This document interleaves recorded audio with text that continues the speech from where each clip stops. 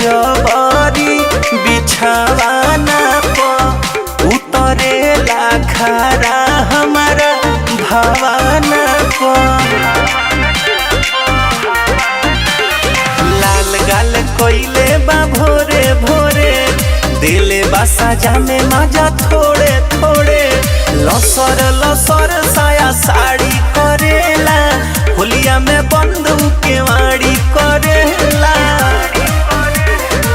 कही के भाभी भाभी नाभी में देवरा पिचकारी करेला।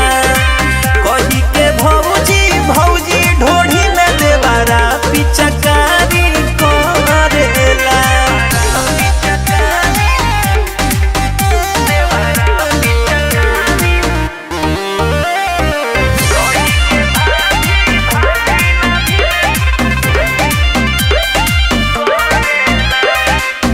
पिया के पोर पटिया नतिया बटले बाटे दांते से उठावा हमरो कटले बाटे। सूजी तो बोले वाला बाना कोई आटा के लोई हमर देता टोई।